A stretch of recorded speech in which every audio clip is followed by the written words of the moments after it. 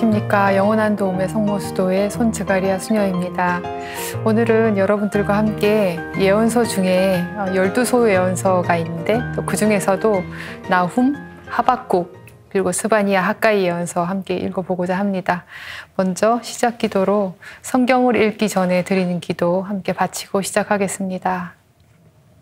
성부와 성자와 성령의 이름으로 아멘.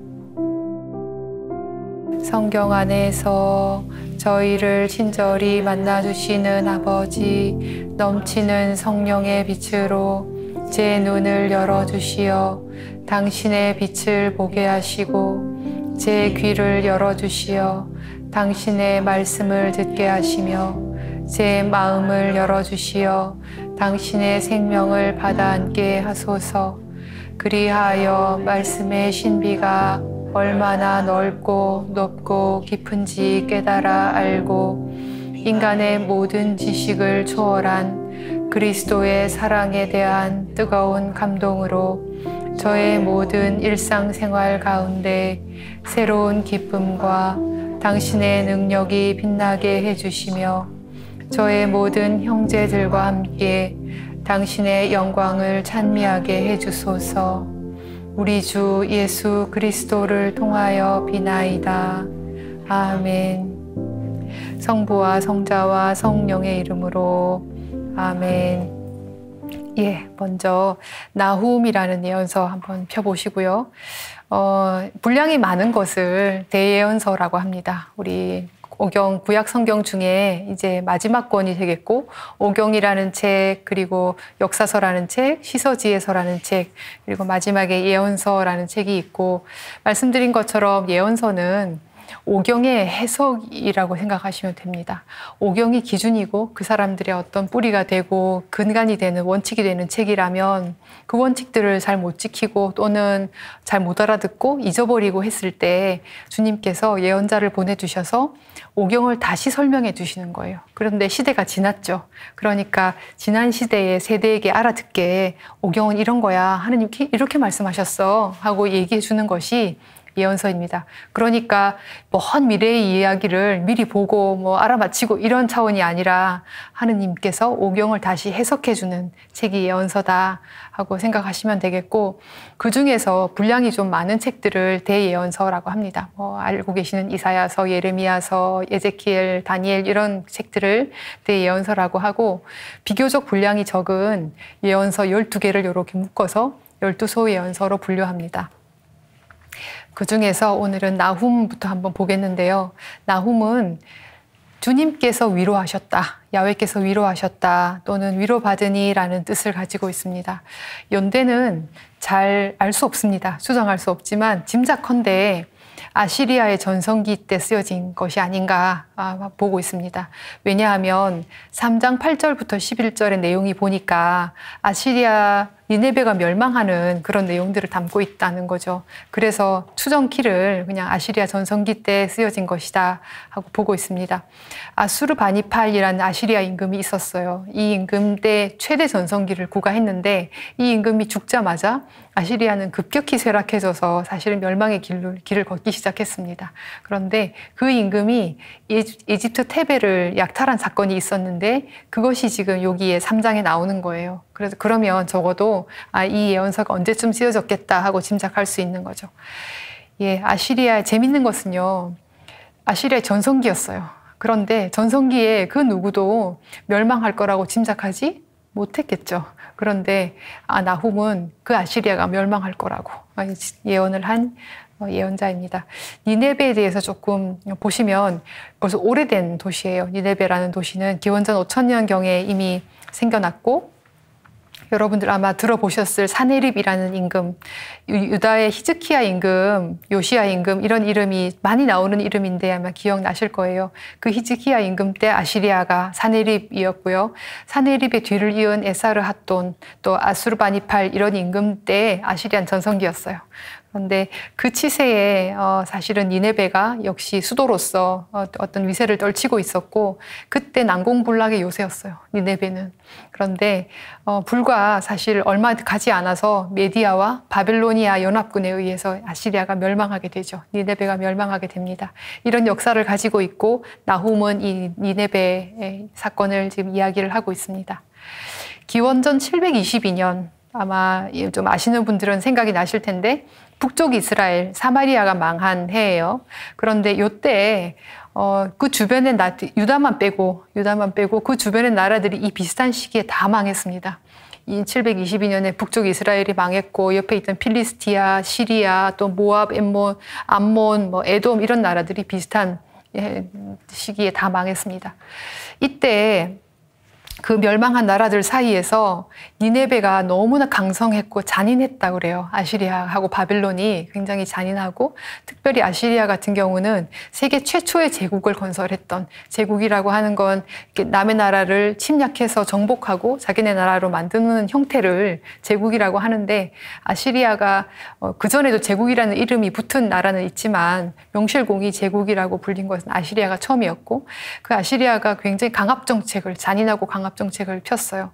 그런데 그 당시에 722년 즈음에 그 작은 나라들이 다 망할 때 아시리아에 대한 조롱의 노래들이 시중에 많이 떠돌았다고 해요.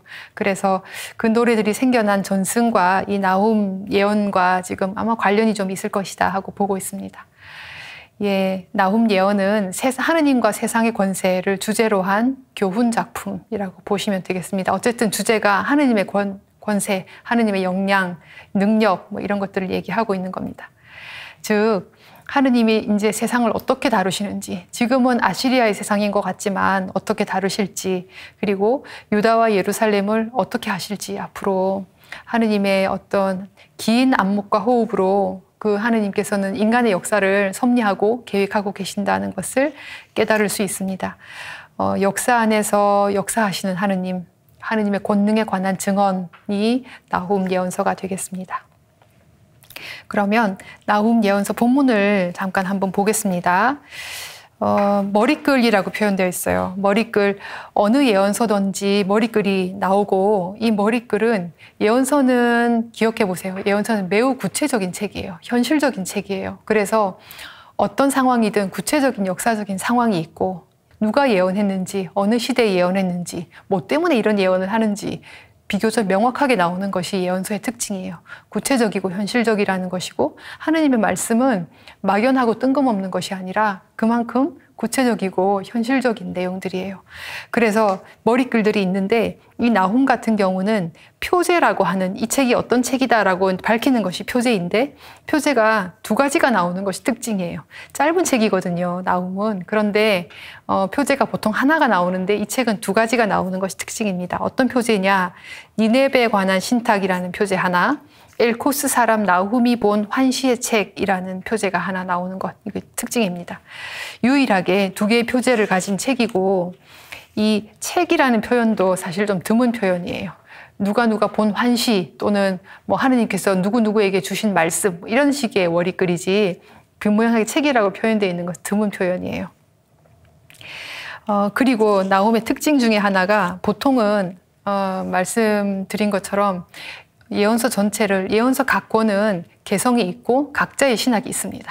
그리고 어떤 상황들도 다 이 예언이 지금 선포된 상황들도 좀 다르고 그렇지만 각각의 예언들이 개성들이 다 있지만 각자의 신학이 있지만 그 전체를 꿰뚫는 큰 주제들이 있는데 이를테면 정의와 공정이라든지 심판과 구원이라든지 회개라든지 슈브, 돌아오라는 메시지든지 이런 것들은 예언서 전체를 관통하는 공통적인 주제예요. 그런데 나훔도 예외가 아닌데 재밌는 것은 나훔에는 구원의 메시지가 나오지 않아요. 구원의 메시지, 그러니까 희망을 주는 메시지가 나오지 않는다는 것이 특징이에요. 그러면 도대체 무슨 내용인가 이렇게 보시면 재밌는 것이 하느님에 대해서 길게 설명해 놓고 있어요. 하느님이 어떤 분이신가? 이런 거에 대해서 길게 설명해 놓고 있는 것이 특징입니다. 한번 보겠습니다. 1장 2절 한번 보겠습니다.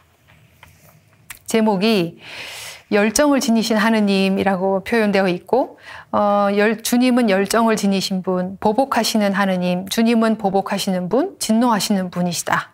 주님은 당신 적들에게 보복하시는 분이시다. 지금 2절 안에만 보복이라는 단어가 무려 3번이 나와요. 하느님께서 진노하시고 보복하시고 막 질투하시고 난리 났어요.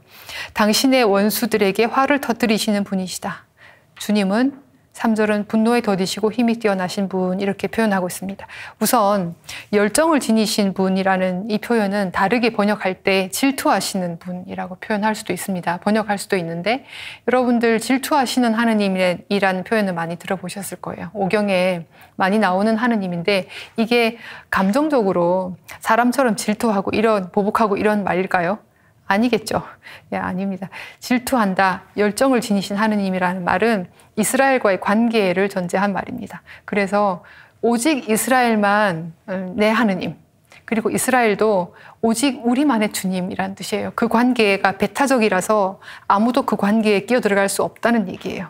그래서 우상 숭배를 그렇게 강조하는 것이, 질타하는 것이 하느님 외에 다른 신이 지금 끼어 들어오는 거잖아요. 그래서 우상 숭배를 그렇게까지 강하게 이야기를 하는 겁니다. 이 열정을 지니신 분은 질투하시는 하느님인데 이스라엘과 하느님과의 관계가 고유하다. 다른 것은 끼어 들어올 수 없다는 뜻입니다. 그리고 오직 이스라엘만 사랑하시고 보호하시고 그리고 경쟁자를 용납하지 않으신다. 끝까지 이스라엘을 돌봐주신다. 이런 뜻을 두루두루 내포하고 있습니다. 자, 보복하시는 하느님인데 한 구절에 무려 지금 3번이 반복되고 있어요. 하느님의 보복은 구원사적 관점에서 하느님의 거룩함과 정의를 나타내는 개념입니다. 인간적인 보복이 아니라는 거예요. 구원사적 관점에서 하느님의 거룩함, 하느님의 정의를 나타내는 개념이에요. 잠언에도 주님은 보복은 주님의 것이라는 단어, 문장이 나옵니다. 그리고 그것을 인용한 신약의 로마서에도 보복은 주님만의 것이다. 그러면 인간은 어때요? 보복할 수 있다 없다? 안 된다는 겁니다. 인간적인 보복이 아니라 하느님께서 정의롭게 판단하실 거라는 이야기입니다. 복수는 하느님의 절대 주권에 속합니다. 성경은 이 복수가 인간의 것이 아니라고 지금 분명하게 얘기하는 겁니다. 하느님의 것입니다. 그 다음에 진노하시는 하느님인데 하느님을 대적하는 인간들에게 주어지는 진노이겠죠. 당연히 하느님께서 질투하시는 하느님이시고 그리고 하느님의 정의를 펼치시는 보복하시는 하느님이시라면 하느님을 대적하는 인간들에게 주어지는 진노가 되겠습니다. 그런데 3절에 보시면 그 분노에 더디시고 힘이 뛰어나신 분이라고 이야기하고 있어요. 이 분노에 더디신 하느님도 계속 말씀드리는 헤세드의 하느님을 생각하시면 되겠습니다. 결국 힘이 뛰어난데 온 세상을 다 사실은 쥐락펴락할 만큼 주님은 전지전능하신 분이시지만 헤세드의 하느님이시라서 분노에 더디시다라는 뜻입니다. 그러나 벌하지 않으신 채 버려두지 않으신다. 폭풍과 회오리 바람은 그분께서 다니시는 길이며 구름은 그분 발밑에 있는 먼지다. 폭풍, 회오리바람, 구름 이런 단어들은 구약에서 하느님이 나타나실 때 하느님의 현현을 드러내는 단어들입니다. 그분께서는 바다를 꾸짖어 말려버리시고 강들을 모조리 바다까지 드러내신다. 지금 바다, 강 이런 단어 나왔으니까 또 창조주 하느님, 창조의 하느님을 연상시키는 장치들이에요. 마침내 심판하시는 하느님의 능력을 표현하고 있습니다. 이 말들은 레바논의 초목이 시든다라고 표현하고 있어요. 결국 5절까지 그분 앞에서 땅이 세상과 그 모든 주민이 황폐해진다. 하느님의 세계의 역사 통치를 이야기하고 있는데 이 하느님의 통치를 쭉 이야기하고 있는 이 과정에 동사들이 모두 진행형 동사들이에요. 그러니까 완료된 것이 아니라 옛날의 이야기가 아니라 지금도 이루어지고 있는 일이라는 거예요. 하느님의 어떤 움직이심은, 역사하심은. 7절, 주님은 선하신 분, 환난의 날에 피난처가 되어주시는 분, 당신께 피신하는 이들을 알아주시는 분이시다. 이 알다라는 단어 한번 설명드린 적이 있는데 알다는 그냥 아는 거 얘기하는 거 아니에요. 그냥 저분은 어디 살고 뭐 나이가 몇이고 뭐 이런 거 그런 게 알다가 아니라 부모 자식 간에 알다 또는 부부 간에 알다 그 사람을 깊이 알 때요. 깊이 알 때 이 단어를 씁니다. 그러니까 당신께 피신하는 이들을 알아주시는 분이라는 말은 하느님께서 그냥 표면적으로 우리를 알고 계신다는 게 아니라는 거예요. 우리의 전체를 다 알고 계시는 분이시다. 8절, 그러나 그분께서는 당신께 맞서는 자들을 넘쳐 흐르는 홍수로 끝장내시고 당신의 원수들을 어둠 속까지 쫓으신다. 이 8절이 나훔의 핵심 메시지라고 보시면 되겠습니다. 창조의 권능을 지니신 그 이분이 결국은 하느님의 진노라고 표현되는 것이 지금 계속 분사형으로 표현되고 있다, 진행형으로 표현되고 있다는 것은 지금도 진행되고 있다는 것, 하느님의 통치는 지금도 진행되고 있다는 것이고, 그분이 어떤 하느님의 선하심과 동전의 양면이기도 한데 악에 대해서는 분명히 단호한 분이시라는 겁니다. 바로 이 악에 대한 단호함이 어떤 의미에서 동전의 양면 같아서 선을 지키는 것이다 라는 겁니다. 우리 구약 성경에 이런 표현들이 많이 나오는데 선만 존재하지 않습니다. 악만 존재하지 않고 악에 대한 단호함이 바로 선을 이루는 어떤 통로이다 하고 생각하시면 되겠습니다. 자, 1장 2절에서 8절까지 실은 나훔이 표현하고자 하는 것들을 다 했다고 볼 수 있고 하느님의 속성에 대해서 많이 이야기를 했어요. 8절까지가 계속 하느님 이야기를 한 거예요. 결국 그래서 하느님의 속성에 대한 거의 완벽하게 표현하고 있고, 질투하시고 분노하시고 진노하시고 노하기를 더디하시는 그 하느님을 이야기하면서 결국 최고의 권능자, 최고의 인내자를 이야기하고 있습니다. 나훔 예언서. 이 하느님의 어떤 속성을 생각하면서 어쩌면 나훔, 아까 말씀드린 것처럼 나훔 예언서는 희망의 메시지가 나오지 않아요. 그런데 이런 하느님이 계신 것 자체, 이런 하느님께서 이스라엘 때문에 분노하시고 진노하시고 분노에 또 더디시고 하시는 하느님께서 자체가 우리에게 희망일 수 있다는 겁니다. 다른 희망의 메시지가 없어도. 나훔 그렇게 보시고, 그 다음에 하박국 예언서 한번 보겠습니다. 하박국은요, 껴안다라는 뜻이에요. 껴안다라는 동사 하박에서 나왔다고 추정합니다. 그래서 결국 온갖 어떤 폭정에 시달리고 있는 당신 백성을 껴안고 좀 더 나아지게 하시리라는 확신을 밝히는 예언서다 하고 이해하시면 되겠고, 저자는 2장 1절에 이런 구절이 있어요. 나는 초소에 서서 성벽 위에 자리 잡고 살펴보리라 라는 표현이 있는데, 이 사람 이렇게 행동하던 사람들이 그 당시에 주로 사제나 레위인들이 이렇게들 많이 했던 거예요. 초소에 서가지고. 그래서 아마도 이 사람은 잘 모르지만 하박국은 성전 예언자가 아닐까 하고 추정할 수 있습니다. 하박국이 불리움 받은 시대는 하박국 예언자가 환시를 본 신탁이라는 문구로 시작이 되고, 아마도 내용에 이렇게 보면 칼데아 사람들, 칼데아인들이라는 언급이 있어요. 바빌론 사람들 얘기하는 거잖아요. 그래서 아마 600년대 초가 아닌가, 바빌론이 고대 근동을 이렇게 차지했던 600년대 초가 아닌가 하고 추정할 수 있습니다. 3장 13절에 여러 가지 정황들이 이렇게 나오는데 1차 예루살렘 함락과 유배가 반영되지 않은 듯 보여요. 내용을 보면 다른 이야기들은 있는데, 그래서 아마도 예레미야가 활동했던 시기하고 비슷하지 않을까 이렇게 추정하는 거예요. 명확하지 않기 때문에 추정할 수 있습니다. 신학이라고 한다면 이 하박국은 꽤나 중요한 이야기들을 몇 가지 하고 있는데, 그 중에서 역사 안에서 섭리하시는, 즉 역사하시는 하느님을 막연하고 당연하게 기다리는 것이 아니라 성실하게 믿음으로 기다려야 한다. 이것은 지금 문장으로 보시니까 별로 와닿지 않으시죠? 본문을 보시면 이게 무슨 말인지 조금 더 명확해지실 겁니다. 하느님께서는 마지막 말씀을 종말에 비로소 하실 것이라는 희망을 열어두고 있습니다. 그래서 하박국 본문 보면서 조금 더 자세히 살펴보고요. 또 하나, 예언은 확장과 전승이 되는 시스템을 가지고 있습니다. 조금 생소하시죠? 예언서는요, 거듭 새로 읽혀지는 책이에요.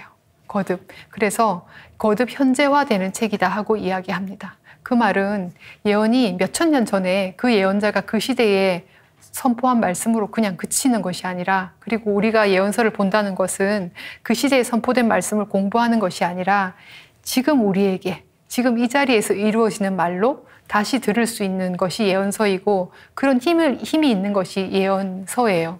그런데 만약에 예언서가 없었다면 예언으로 그치고 말았겠죠. 그리고 기억에서 어떤 사건이 종결됐을 때 기억에서 잊혀졌겠죠. 엘리야 예언자가 예언서가 없잖아요. 그런데 지금 문서 예언자들은 예언서를 남겼단 말이죠. 그런데 이 예언서 자체가 거듭 현재화될 수 있도록 그 말씀이 다시 선포될 수 있도록 해주는 시스템인데 하박국에서 그것을 명시적으로 얘기해요. 너 써라 판에다가. 그리고 누가 읽어도 잘 알아들을 수 있게 분명하게 써라 하고 명령하시는 부분이 나옵니다. 본문 나중에 한번 보겠습니다. 자, 하박국 예언서 펴보시고요. 머리글이라고 되어 있습니다. 하박국 예언자가 환시로 본 신탁이라고 되어 있습니다. 시대에 대한 언급이 없습니다. 보통은 있는 게 정상이에요. 근데 없습니다. 자, 탄원하고 있어요. 이 하박국 예언서는 전체 3장으로 되어 있는데 탄원하고 하느님께서 응답하고 탄원하고 응답하고 마지막 3장은 좀 후대에 덧붙여진 것 같아요. 좀 결이 달라요. 그래서 하박국의 노래로 이렇게 마무리하는 형식이에요. 크게 3장이고 그런데 탄원이 먼저 나옵니다. 이제 1장의 2절 보시면 예언자가 먼저 탄원하는 거 유다 사회를 향해서 탄원하는 내용이에요. 유다가 살려달라고 이렇게 부르짖고 있는데 하느님 왜 들어주지 않으십니까? 이런 내용이에요. 자, 2절 주님 당신께서 듣지 않으시는데 제가 언제까지 살려달라고 부르짖어야 합니까? 3절 어찌하여 제가 불의를 보게 하십니까? 어찌하여 제가 재난을 바라보아야 합니까? 하고 이제 막 하느님께 탄원하는 거죠. 따지는 거예요. 말하자면 좀 말씀 좀 해주세요. 5절에 응답해 주세요. 하느님께서 응답하시다라고 되어 있고 바빌론을 통해서 심판할 거라는 말씀을 하고 계세요. 말하자면 바빌론을 통해서. 그런데 11절 보시면 그러나 제 힘을 하느님으로 여겨 죄를 지은 자들 그들은 바람처럼 지나가 사라지리라. 바빌론을 통해서 너희들 지금 잘못했잖아. 유다 잘못했잖아. 그래서 바빌론을 도구로 써서 너희들을 메시지를 줄 거야. 심판할 거야. 그런데 바빌론은 지금 어때요? 자기 힘을 자기가 도구로 쓰인 줄도 모르고 자기 힘을 하느님처럼 여기고 있으니 걔도 바람처럼 지나갈 거다. 이렇게 응답을 해주셨어요. 이제 두 번째 또 탄원합니다. 이제는 유다가 아니라 국제사회 전체를 향해서 탄원합니다. 내용은 바빌론이 더 나쁘지 않습니까? 어째서 유다를 치십니까? 차라리 바빌론을 바로 혼내주시지. 이런 내용이에요. 그랬더니 17절 이렇게 그가 줄곧 그물을 비워대고 민족들을 무자비하게 죽여도 됩니까? 하고 이제 질문을 했어요. 말하자면. 그래서 하느님께서 이제 2장 2절부터 응답해 주시는데 그래 놓고 하박국이 이제 하느님께 열심히 질문을 막 했잖아요. 그리고는 기다리는 거예요. 나는 초소에 서서 2장 1절에 성벽 위에 자리를 잡고서 살펴보리라. 그분께서 나에게 무엇라 말씀하시는지 내 하소연에 어떻게 대답하시는지 보리라. 재밌는 것은 질문을 했잖아요. 그럼 대답을 들으려고 기다리는데 보겠다 하고 표현하는 것이 좀 특이한 점이에요. 살펴보리라 이렇게 초소에 올라가서 하느님께서 이루어 주시는지 이루어 주시지 않는지 보겠다 하고 이제 버티고 기다리는 거예요. 내 하소연이라는 표현이 있는데 항의, 비난, 논쟁, 따지고 들다 뭐 이런 의미들을 지금 가지고 있어요. 하느님께 잔뜩 질문을 퍼붓고 기다리고 있는 겁니다. 이 기다림이라는 단어 하박국에서 굉장히 중요한 단어입니다. 기억하시면 좋겠고 하박국의 어떤 기다림 사실 하박국이 질문한 것 그리고 어떤 기대하는 결과가 있어요. 그리고 현실이 있어요. 그런데 그것이 너무 먼 거죠. 믿음과 현실 사이에 그야말로 괴리가 너무 커요. 그런데 그것을 그 큰 간격 거리를 기다릴 줄 아는 것이 어떤 마음일까요? 가능성이 없으면 기다릴까요? 기다리지 않을까요? 안 기다리죠. 그런데 하박국이 어쨌든 이렇게 하느님께 따지고 기다린다는 말은 응답해 주실 거라는 걸 믿기 때문이죠. 기다림을 채우는 것은 믿음이라야 합니다. 이게 신앙인의 자세입니다. 결국 믿기 때문에 기다릴 수 있는 것이고 하느님의 어떤 역사하심에 대한 하느님의 섭리에 대한 인간의 노력이 될 겁니다. 기다림은. 한순간에 우리가 질문하고 그 다음에 1초만 대답해 주시지 않아요. 절대 그렇지 않아요. 하느님은. 시간을 두세요. 그런데 그 시간 동안 우리가 노력하는 것은 우리가 애쓸 수 있는 것은 기다림이라는 것입니다. 드디어 주님께서 응답해 주셨어요. 주님께서 나에게 대답하셨다. 2절, 너는 환시를 기록하여라. 누구나 막힘없이 읽어갈 수 있도록 판에다 분명하게 써라. 지금 이 환시는 정해진 때를 기다린다. 끝을 향해 치닫는 이 환시는 거짓말하지 않는다. 하느님께서 적으래요. 기록하래요.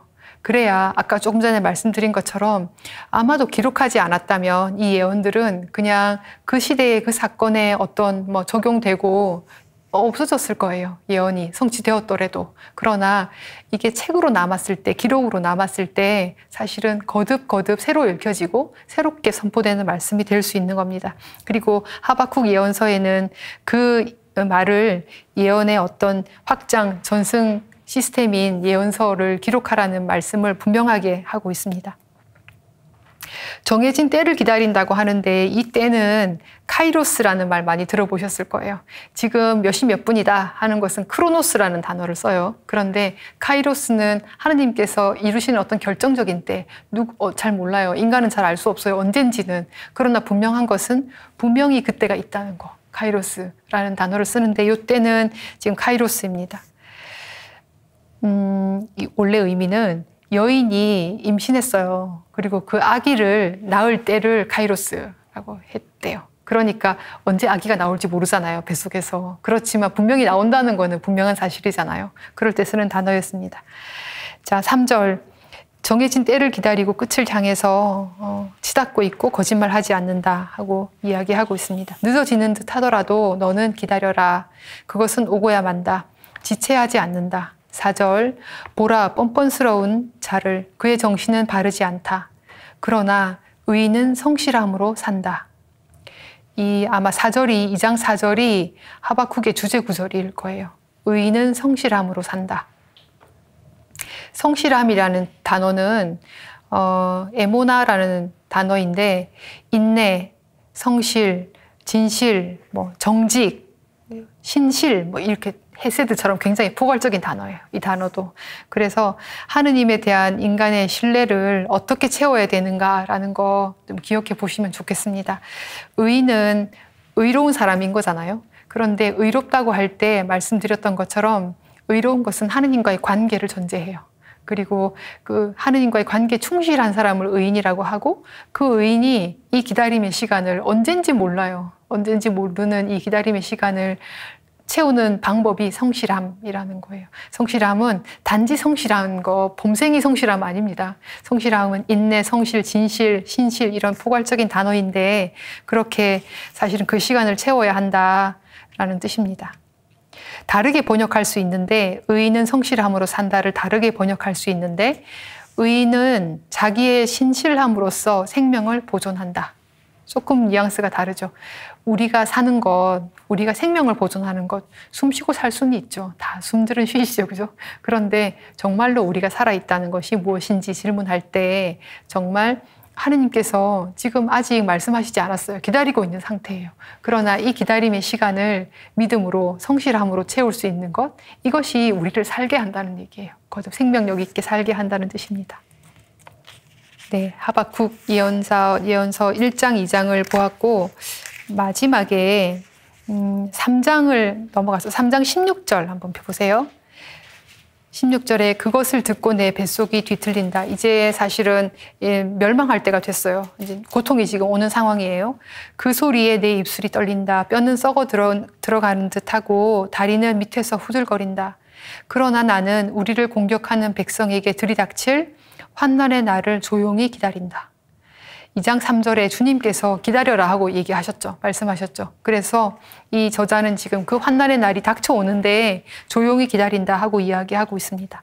17절, 무화과 나무는 꽃을 피우지 못하고 포도나무에는 열매가 없고 올리브 나무에는 딸 것이 없고 밭은 먹을 것을 내지 못하고 우리에는 양떼가 없고 외양간에 소떼가 없고 이 상황 한번 상상을 해보세요. 사실 살지 못하는 상황, 모든 게 다 파괴된 상황이죠. 환난의 날이 닥칠 거고 지금 이런 상황입니다. 그런데 재밌는 것은 18절에 그러나 나는 주님 안에서 즐거워하고 내 구원의 하느님 안에서 기뻐하리라. 너무나 엄청난 역설이에요. 이런 환난, 뭐가 제대로 돼 있는 게 없잖아요. 꽃도 없고 열매도 없고 짐승들도 아무것도 다 파괴되었어요. 그런데 나는 주님 안에서 즐거워하고 기뻐할 수 있어요. 19절 주 하느님은 나의 힘, 그분께서는 내 발을 사슴 같게 하시어 내가 높은 곳을 치닫게 해주신다.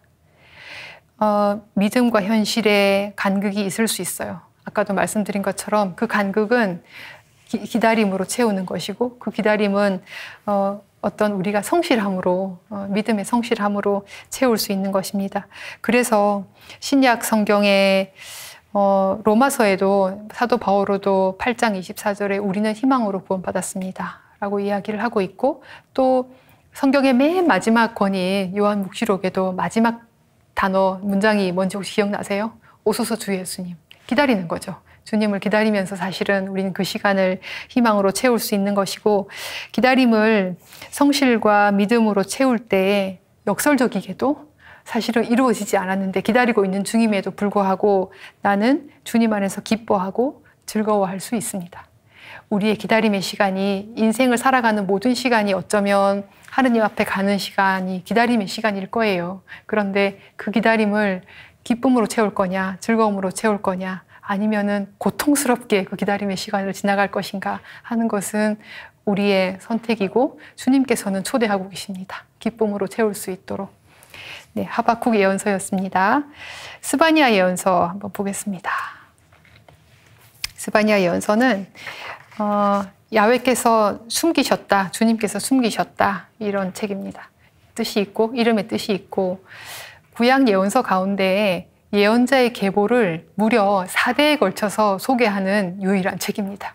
그리고 유다를 향해서 매우 강한 비판을 하고 있는데 아마도 요시야 개혁 이전인 것으로 보입니다. 아시는 것처럼 요시야가 신명기, 성전에서 신명기를 발견하고 일대 개혁을 막 추진하잖아요. 그런데 그 전에 굉장히 부패해 있었거든요, 유다가. 그래서 아마도 그 시기에 스바냐 예언자가 활동했던 것으로 보이고 630년경으로 보입니다. 시대적 배경이라고 제가 좀 적어두었는데 요시야 시대는 요시야가 그렇게 개혁을 추진하고 영토도 막 넓히고 이렇게 할 수 있었던 것은 실은 국제 정세가 좀 상황이 됐던 거예요. 아시리아에서 바빌론으로 넘어가는, 그래서 아시리아는 세력이 조금 약해지고 있는 중이고 바빌론은 아직 그만큼 크지 못했고 그래서 세력의 공백기가 다소 있었던 거예요. 그런데 그 시기를 틈타서 요시야가 개혁을 추진하고 어떤 민족적 정체성을 다시 세우려고 하고 그랬던 거죠. 그런데 그 시대, 그 고대 근동의 세력 공백기에 아마도 스바냐 예언자도 활동했던 걸로 보입니다. 본문을 한번 보겠습니다. 1장 1절. 아몬의 아들 유다 임금 요시야 때에 스바냐에게 내린 주님의 말씀이라고 되어 있고 스바냐는 쿠시의 아들, 쿠시는 그달랴의 아들, 그달랴는 아마리아의 아들, 아마리아는 히즈키야의 아들이다. 그러면 히즈키야라는 이름은 좀 익숙하실 거예요. 그 수많은 임금들 중에 유다와 이스라엘에 수많은 임금들이 있었는데 그 중에서 전부 다 별로였잖아요. 그런데 괜찮은 임금 이름이 몇 명 나오지 않는데 그 중에 한 사람이 히즈키야였어요. 그러니 이 스바니아가 히즈키야의 4대 손이라는 말은 좋은 집안이다. 히즈키야의 말에 뭔가 힘을 실어주고 싶은 이유입니다. 히즈키야의 자손이다.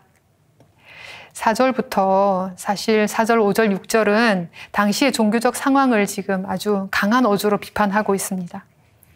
그래서 하여튼 우상숭배 이런 아주 혼란스러운 상황이고 7절 한번 보겠습니다. 1장 7절.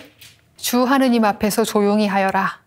네, 엄숙해야 된다 이 소리입니다. 주 하느님 앞에서 조용히 하여라. 이것은 보통 제사를 지내기 전에 사제들이 하는 말이었습니다. 제사를 지내기 전에. 그러니까 왜 사제들이 지금은 미사할 때 주님께서 여러분과 함께 성부와 성자와 하고 이렇게 하지만 구약에서는 사제들이 주 하느님 앞에서 엄숙해라, 조용해라 이렇게 하면 이제 시작되는 거예요. 제사가. 그런 말이었어요.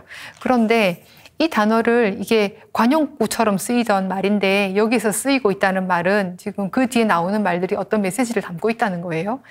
주님의 날이 가까웠다. 이게 주님의 날이라는 말은 이 스바니아서에서 주제 단어이기도 하지만 예언서의 단골 단어들이에요. 단골 많이 나옵니다. 주님의 날이라는 말은. 그래서 주님께서 심판하시는 날 또는 주님께서 구원하시는 어떤 결정적인 날을 이야기합니다. 주님의 날이 가까웠다. 주님이 희생 제물을 마련하고 초대받은 이들을 성별하였다. 주님께서 직접 희생 제물을 마련했대요. 그리고 초대받은 이를 성별했대요. 뭔가 지금 상황을 좀 상상해 보세요. 그리고 8절부터 나오는 이야기들을 가만히 보시면 주님의 날에 희생 제물이 될 사람들이에요. 주님께서 누구를 잡아서 지금 희생 제물로 쓸 거냐 하면 8절 이후에 나오는 사람들을 희생 제물로 쓰겠다 이 소리예요. 그런데 어떤 사람들인지 볼까요? 8절에 주님이 희생 제물을 잡는 날 대신들과 왕자들과 외국 옷을 입은 자들을 벌하리라. 대신들 지도자들이죠. 왕자들, 왕족들, 귀족들, 그리고 외국 옷을 입은 자들은 아시리아에 빌붙어 있는 자들, 그러니까 이스라엘의 전통을 무시하는 사람들 이야기하는 거예요. 그 사람들을 잡아서 희생제물로 바치겠다. 9절, 그날에 나는 문지방을 뛰어넘는 자들을 모두 벌하리라. 문지방을 뛰어넘는단 말은 약간 그 미신적 종교의 풍습을 따르는 이야기들인데, 왜 우리도 어릴 때 할아버지 할머니들이 문지방 밟지 마라 뭐 이런 얘기들 많이 하시잖아요. 그런데 필리스티아 법에 따르면 신전의 문지방에 그 신들의 영이 있다고 믿었대요. 그래서 문지방을 밟거나 뭐 넘는 행위는 사실은 그 신들을 밟는 것과 동일시 됐답니다. 이런 것들을 좀 감안하면 미신적 종교 풍습을 따르는 사람들을 이야기하는 거겠죠. 문지방을 넘는 자들. 제 주인의 집을 폭력과 속임수로 가득 채우는 자들을 벌하리라. 주님의 말씀이다. 그날에 10절, 물고기 대문에서는 아우성 소리가, 신시가지에서는 울부짖는 소리가, 언덕들에서는 크게 부서지는 소리가 나리라. 이 물고기 대문이 예루살렘 도성 지도를 보시면 길쭉하게 되어 있는데 북쪽에 물고기 문이 있어요. 그런데 물고기 문 안에 시장이 크게 형성이 되었어요. 그런데 왜 물고기 문이라고 하느냐? 그 안에 물고기들을 많이 파는 시장이 형성이 되었기 때문에 물고기 문이라고 하는 거예요. 그런데 물고기들이 이스라엘에 어떻게 들어오겠어요? 갈릴레아 호수에서 물고기 잡겠죠. 그리고 뭐 조금 멀어서 가능할지는 모르겠지만 지중해 쪽에서 잡아도 어쨌든 길이 북쪽으로 나 있기 때문에 예루살렘으로 들어올 때는 이 물고기 문을 통해서 들어오는 거예요. 그러면 물고기 문 들어오자마자 도성 안에 시장이 크게 형성이 되는 거예요. 상업이 아주 큰 상업 단지가 형성이 되는 거죠, 말하자면. 그리고 신시가지라고 되어 있는 이 곳은 예루살렘에서 상류층들이 사는 곳이었어요. 상부도시라고 보통 부르는데 상류층들이 사는 곳. 11절에 막테스의 주민들아 울부짖어라라고 되어 있는데 이 막테스도 상업의 중심지예요. 결국 뭐겠어요? 아주 뭐랄까 부유한 곳. 지금 말하자면, 지금으로 치자면 뉴욕 한복판, 서울특별시 한복판 뭐 이런 뜻인 거죠. 그 사람들이 모두 멸망하고 없어질 거라는 이야기입니다. 그 사람들을 희생제물로 지금 바치겠다. 12절, 그때 나는 등불을 켜들고 예루살렘을 뒤지리라. 등불을 켜들고 예루살렘 뒤진단 말은 왜 등불을 켜겠어요? 밤이라서 그렇죠. 밤에 예루살렘을 특별히 뒤지겠다는 말은 낮과 밤이 다르다는 얘기예요. 예루살렘이 낮에는 어때요? 거룩한 듯 보이겠죠. 예루살렘 도성이니까. 그런데 밤에는 다른 모습이라는 거예요. 그래서 그런 어떤 이중적인 모습을 지금 비판하고 있는 중입니다. 하는 일 없이 태평스럽게 주님은 선을 베풀지도 않고 악을 내리지도 않으신다 하고 마음속으로 생각하는 자들을 나는 벌하리라. 네, 선도 악도 자신이 좌우할 수 있다고 생각하는 거예요. 13절에 보시면 어떻게 심판하느냐인데 그들의 재산은 약탈당하고 그들의 집은 황폐하게 되고 집을 짓는다 해도 살지 못할 거고 포도밭을 가꾼다 해도 포도주를 마시지 못할 거다. 이게요, 지금으로 표현하면 동산, 부동산, 직장 이거 다 없어질 거다. 삶의 터전을 다 없애버릴 거다라는 이야기예요.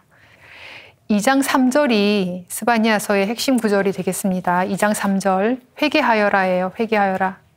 이런 날이 오기 전에, 이 주님의 날이 오기 전에 회개하여라. 3절 주님을 찾아라. 그분의 법규를 실천하는 이 땅의 모든 겸손한 이들아. 의로움을 찾아라. 겸손함을 찾아라. 그러면 주님의 분노의 날에 너희가 화를 피할 수 있으리라 하고 이야기하고 있습니다. 그리고 또 한 가지 흥미로운 표현이 스바냐서에 나오는데 3장 12절. 3장 12절은 나는 내 한가운데에 가난하고 가련한 백성을 남기리니 그들은 주님의 이름에 피신하리라 라고 되어 있습니다. 전통적으로 사실 오경에서는 하느님의 축복을 많이 받고 의로운 사람들이 물질적으로도 부유해요. 아브라함, 이삭, 야곱, 요셉 전부 다. 이게 사실은 부유한 사람들이 하느님의 축복을 받았다는 논리가 아니라 하느님의 축복의 표현 방법이 고대에는 그만큼이었던 거예요. 그래서 물질적 부로 표현이 되었어요.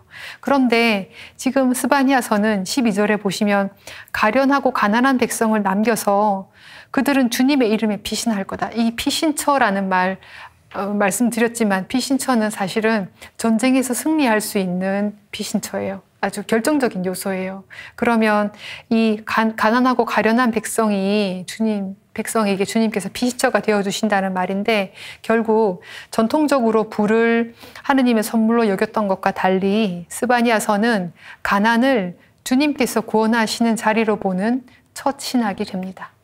가난에 대한 관점이 바뀌는 거예요.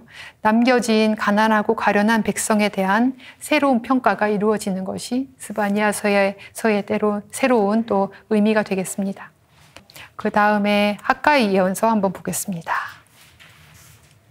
학가이는 명절에 속한 또는 명절에 태어난 사람, 나의 축제일 이런 이름을 가지고 있습니다. 그래서 1장 1절에 표시된 대로 다리우스 임금 제2년 6째 달 초하룻날 이렇게 아주 분명하게 표시가 되어 있는데 기원전 520년 8월에서 12월 경으로 보입니다. 그리고 주제는 잘 아시는 것처럼 학가이 예언서 또 나중에 나오는 스가랴 예언서가 성전 재건을 주제로 하는 예언서입니다.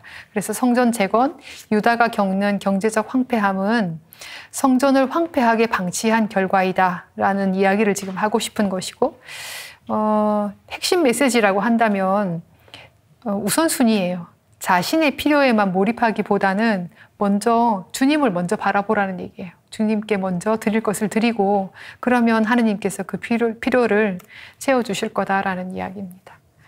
네, 배경이라고 한다면 지금 이 학가이 예언서는 비교적 후대에 사실은 활동했던 예언자예요. 그러니까 다른 예언자들 유배 전 또는 유배 후, 유배 중에 활동했다면 학가이 스가랴 예언자는 유배 이후에 페르시아 시대 때 활동했던 예언자예요. 그래서 키루스 칙령으로 기환하게 되었는데 이스라엘 백성들이 그 키루스 칙령 때 사실은 그 칙령 내용 안에 있었거든요. 가서 성전을 다시 재건해라 하는 것이 칙령에 있었어요. 그런데 그 임무를 망각한 채 무려 18년 동안이나 성전 재건을 안 하고 있었던 거예요. 이제 학가이하고 스가랴가 그 일을 지금 질타하면서 빨리 하느님의 성전을 지어라 하는 내용이 되겠습니다. 이유는 실은 물론 돌아왔을 때 모든 것이 황폐화되어 있었기 때문에 자기네 집 당장 먹고 살 거, 자기네 집 짓는 거에 너무 급급하기도 했어요. 상황이 안 좋았죠. 그런데 또 한 가지 중요한 이유는 주도권 다툼이 있었던 거예요. 남아있던 사람과 유배 갔다가 돌아온 사람들 간에 그 주도권 다툼이 굉장히 심했기 때문에 거기에 싸움에 몰두하느라 하느님의 집을 지어야 되는데 그걸 잊어버리고 있었던 거예요. 그래서 그런 어떤 배경이 좀 학가이 예언서에 있고 하느님께 집중하라는 얘기예요. 우선순위를 하느님께 두라라는 이야기입니다. 예, 학가이는 단순히 제사를 드리는 기능으로 성전 재건 이야기를 하는 게 아닙니다. 성전은 삶의 우선순위를 지금 어디에 둘 건가에 대한 이야기입니다. 본문 한번 보겠습니다. 머리글이라고 되어 있고요. 1장 1절 다리우스 임금 제2년 6째 달 초하룻날 아까 말씀드린 것처럼 520년이 되겠습니다.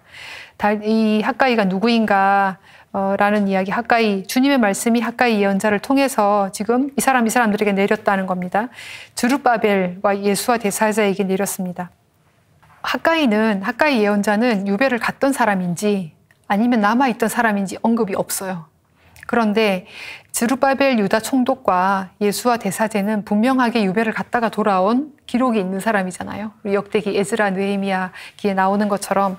그래서 스룹바벨 같은 경우는 유다의 마지막 임금 여호야킨의 손자인 걸로 보입니다. 그러니까 다윗의 혈통이 있는 사람이고 정치적, 행정적인 지도자 역할을 했던 걸로 보입니다. 총독이라는 어떤 이름이 붙어 있고, 그리고 예수와 대사제라고 지금 이름이 되어 있는데, 대사제라는 단어에서 볼 수 있는 것처럼 이 사람은 사제였어요. 사제 가문 출신이었고 아마도 종교 책임자였던 걸로 보입니다. 그런데 핫가이는 지금 어떤 출신인지, 유배 갔던 사람인지 남아있던 사람인지 없습니다.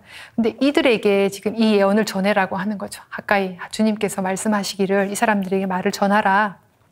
2절, 만군의 주님께서 이렇게 말씀하신다. 이 백성은 주님의 집을 지을 때가 되지 않았다고 말한다. 주님의 말씀이 핫가이 예언자를 통하여 내렸다. 4절, 주님의 집이 무너져 있는데 너희가 지금 판벽으로 된 집에서 살 때냐? 이스라엘은 비도 잘 오지 않죠. 그리고 날씨도 춥지 않죠. 그러니까 지붕이 없는 집들이 꽤 있어요. 그런데 좀 그럴듯하게 지으면 지붕 하나 올리는 거예요. 올려서 그 위에서 뭐 작업 같은 거 하기도 하고. 그런데 판벽으로 된 집은 지붕이 있는 집을 얘기하는 거예요. 성전은 다 허물어져 있는데 자기네 집은 판벽으로 된 집에서 살고 있다는 얘기고, 4절 같은 경우에 지금 생략되어 있는데 너희라는 말이 무려 3번이 반복돼서 나와요. 제가 그대로 한번 읽어볼게요. 너희가 지금 너희를 위해서 너희의 판벽으로 된 집에서 살 때냐. 조금 사실 어떤 문장을 부드럽게 하려고 아마 너희란 단어를 다 뺐겠지만 지금 굉장히 이기적인 모습이 보이시죠? 강조하는 거예요. 너희는 자기 것만 챙기는 너희의 모습을 강조하는 거예요. 너희라는 말을 3번이나 반복하면서 5절 뒷부분, 너희가 살아온 길을 돌이켜보아라. 너희가 살아온 길을 한번 돌이켜봐라. 이것도 직역하면요, 너희의 마음을 너희의 길들 위에 놔봐라. 좀 느낌이 다르시죠, 그죠? 우리가 살아온 길이 아마 다 있으실 거예요. 쭉 있는데 우리 마음을 그 길 위에 이렇게 한번 놔보세요. 어떤 일이 벌어지는지 한번 해보라는 거예요. 그래서 지금 핫가이가 이들에게 얘기하고 있는 겁니다. 먹어도 배부르지 않고 마셔도 만족하지 않고 입어도 따뜻하지 않으며 품팔이꾼이 품삯을 받아도 구멍난 주머니에 넣는 꼴이다. 백성들의 어떤 궁핍한 생활의 일면을 보실 수도 있고 생활에 필요한 어떤 기본적인 요소들을 얘기를 하는 겁니다. 씨앗을 많이 뿌려도 얼마 거두지 못하고 이런 상황에 지금 살고 있습니다. 그런데 안다는 거죠. 주님께서는 7절, 만군의 주님께서 이렇게 말씀하신다. 다시 한번 너희가 살아온 길을 돌이켜봐라. 그러면서 하시는 말씀이 8절, 너희는 산에 올라가서 나무를 가져다가 집을 지어라. 그런데 생각해 보세요. 솔로몬이 지은 성전이 제1성전이죠. 지금 이제 핫가이 스가랴 시대에 짓는 성전이 제2성전이에요. 두 번째 짓는다고 해서 제2성전인데 기억나시는지 모르겠는데 솔로몬 성전은 굉장히 어마어마하게 막 지었잖아요. 그리고 나무는 어디에서 수입했어요? 레바논에서 수입해서 향백나무 같은 걸 수입해서 아름드리 큰 나무 좋게 지었어요. 그런데 이스라엘에는 향백나무가 없잖아요. 이스라엘은 척박한 땅이에요. 물도 부족하고 척박한 땅이라서 있는 거라고는 아카시아 나무 많이 나오잖아요. 성경에. 그게 많아서 많이 나오는 거예요. 이스라엘에. 그러면 향백나무처럼 큰 나무 없고 산에 가면 작은 나무들, 보잘것없는 나무들 뿐일 거예요. 분명히. 그런데 하느님께서는 8절에 산에 가서 나무 해와서 집 지으라는 거예요. 분명히 솔로몬 성전처럼 그렇게 좋게 짓지 못할 거예요. 그런데 주님께서는 상관없다는 거예요. 보세요. 그 다음 구절이 그러면 나는 그 집을 기꺼이 여기고 그것으로 영광을 받으리라. 이 기꺼이라는 단어가 라차라는 단어인데 전례 때 쓰는 단어예요. 전례 때 하느님께서 우리가 뭔가 이렇게 봉헌할 때 봉헌금을 바칠 때 하느님께서 그 예물을 합당하게 받는다라는 뜻이에요. 그러니까 산에 올라가서 보잘것없는 나무로 보잘것없는 성전을 지었어도 거기에 정성이 들어갔고 이 사람들의 마음이 들어갔다면 하느님께서 어떻게 합당하게 받아들이시겠다는 얘기죠. 좋은 걸 받아들이시는 게 아니라. 그리고 그것으로 영광을 받으리라. 나는 직역하면요, 나는 영광을 보이리라 하는 뜻입니다. 그러니까 사실은 막 엄청나게 수입해온 좋은 제목이나 이런 것들이 필요 없는 거죠. 정성이 더 중요한 겁니다. 9절, 너희는 많이 거두기를 바랐지만 얼마 거두지 못하고 집으로 거두어 들인 것조차 내가 날려버렸다. 무슨 까닭이냐? 너희가 저마다 제 집 돌보는 데에만 바빴기 때문이다. 그러므로 하늘은 너희에게 이슬을 내리지 않고 땅은 제 소출을 내주지 않았다. 자기 일에만 너무 몰두했기 때문에 유배에서 돌아온 사람들이 모두 자기네들의 집 짓는 일에만 너무 몰두했기 때문에 하늘이 소출을 내주지 않았다는 거죠. 이슬을 내려주지 않았다. 여기에 11절 마지막 부분에 그들이 하는 모든 일의 결실에 가뭄을 불러들였다라고 말씀하고 계세요. 그런데 이것이 지금 번역이 되어서 표가 안 나는데 가뭄이라는 단어는 호레부라는 단어예요. 호레부. 그리고 성전이 황폐하게 되었다라는 단어는 하레부라는 단어를 써요. 그러니까 발음이 비슷하잖아요. 호레부, 하레부 할 때 이미 이 사람들은 무슨 메시지인지 알아듣는 거예요.